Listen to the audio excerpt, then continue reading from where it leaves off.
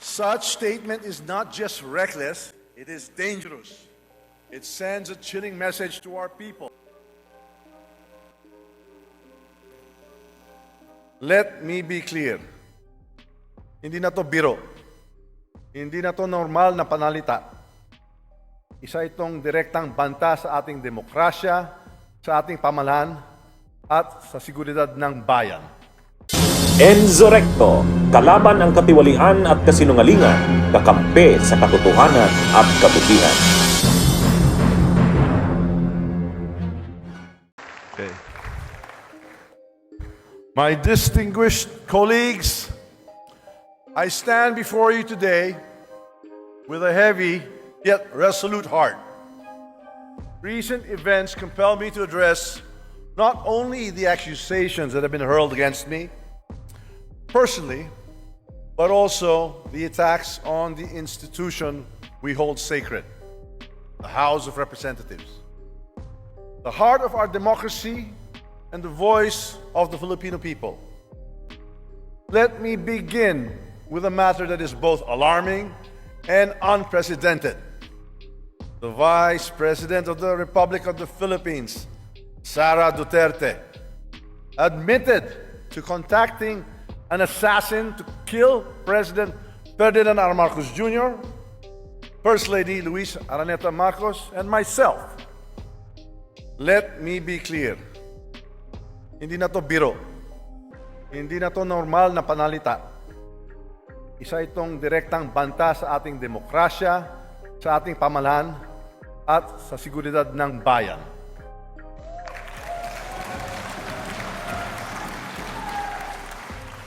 Such statement is not just reckless, it is dangerous. It sends a chilling message to our people. A message that violence can be contemplated by those in positions of power. This is not just an affront to the individuals targeted, it is attack on the very foundation of our government. It is an insult to every Filipino who believes in the rule of law and the sanctity of life. Violence has no place in our society. It is irreconcilable with the values that have taught and guided us for years. Values of respect and amicable, peaceful conflict resolution. We cannot let this pass as mere rhetoric. The gravity of such confession demands accountability. It demands answers. It demands that we, as the representatives of the Filipino people, take a stand to protect our democracy from any and all forms of threats. The actions of the Vice President will go down in the annals of history like a nightmare that will haunt our people for generations. And this House will do whatever we can to protect the dignity of this institution and the 100 million Filipinos we represent.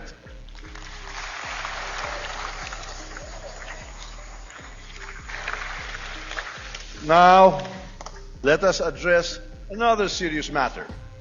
The Vice President's unfounded and baseless accusations that I am plotting to destroy her because of alleged political ambitions for 2028 elections.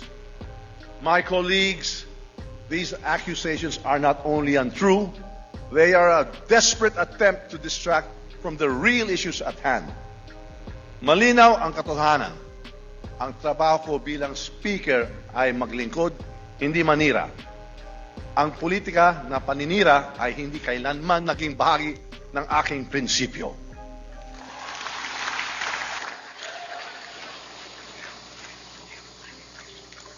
My focus has always been on fulfilling my responsibilities as Speaker of the House, leading with utmost integrity, untarnished by division and self-interest, and guided by the principle that every action and decision I take must always be for the benefit of the Filipino people. These unfounded accusations are not just about me. They are an affront to the House of Representatives. They are an attempt to erode public trust in this institution, to sow division, and to create chaos. We choose unity over division. dialogue over conflict, and cooperation over confrontation. Why these baseless accusations? The answer is simple: to divert attention from the mounting evidence of fund misuse under her leadership at the office of the Vice President and Department of Education. The issues surrounding confidential and intelligence funds, the questionable disbursements, and the lack of transparency demand answers. We will not tolerate and accept vague explanations and evasive responses. Kung wala kang itinatago, bakit hindi sagutin ang mga tanong? Karapatan ng taong bayan na malaman ang katotohanan. Accountability is not optional. Transparency is not negotiable. Those entrusted with public funds must be prepared to explain where it was disbursed and how these resources were utilized. Hindi ito personal. Ito ay usapin ng pananagutan at tiwala ng taong bayan. Instead of providing clarity, we have seen attempts to shift the narrative, to create distractions, and to fabricate stories. But let me remind everyone, the truth is resilient. No amount of noise can drown it. This House of the People is a sacred institution. It is the embodiment of the people's will, and its dignity must be upheld at all times. Ang Kongreso ay sagrado. Ang mga patakaran at seguridad dito ay hindi nilalabag. Ang paglabag sa mga ito ay kawalang galang sa taong bayan ng ating pinaglilingkuran. Disrespect for the protocols, security measures, and leadership of this institution is not just a breach of rules, it is a breach of trust. To mock our protocols, to defy our orders, and to malign our leaders is to disrespect the Filipino people who elected us to serve. This House operates on the principles of the rule of law, transparency, and accountability. These principles are the bedrock of our democracy. To undermine them is to weaken the foundation upon which our nation stands. My colleagues, I call on you to stand with me in defending this institution.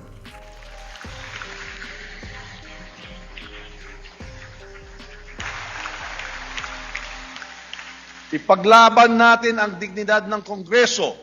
Ipaglaban natin ang katotohanan. Ipaglaban natin ang ating demokrasya.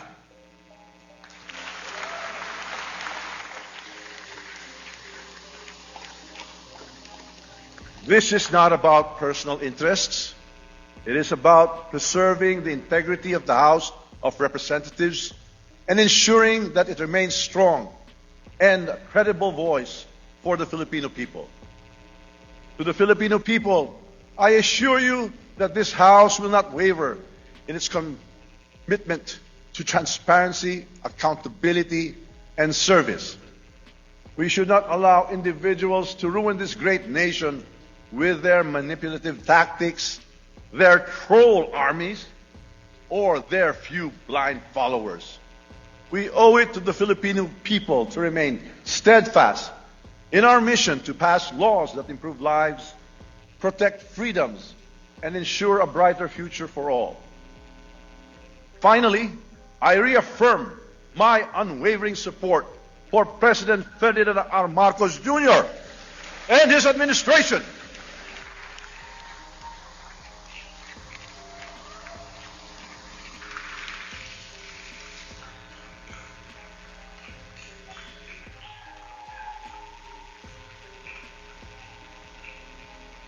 Together, we will continue to advance the reforms and policies that will lead us to economic recovery, national security, and a more equitable society. Ang laban na ito ay hindi tungkol sa akin, hindi tungkol sa inyo, kundi para sa ating bayan at sa kinabukasan ng bawat Pilipino. Let us rise above the distractions. Let us reject baseless accusations. Let us focus on what truly matters, serving the people and strengthening the institutions that uphold our democracy. Let us stay focused, steadfast, and committed to the great job we are doing.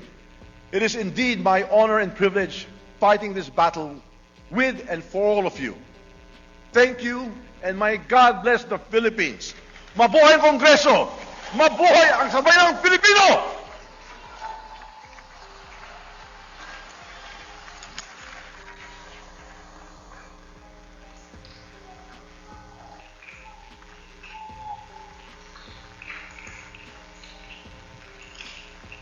Majority Leader. Mr. Speaker, I move to suspend session for a few minutes. Session suspended.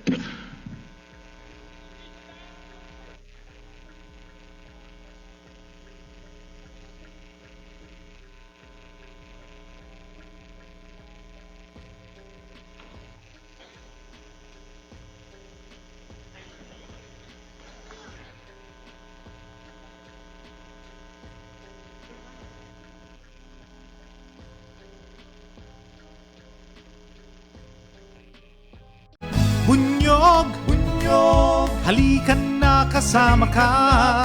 Bunyog, kapag buklod ay may pag-asa. Luzon, Visayas, Mindanao, isa ang pananaw. Sa bagong Pilipinas ang bunyog isisigaw.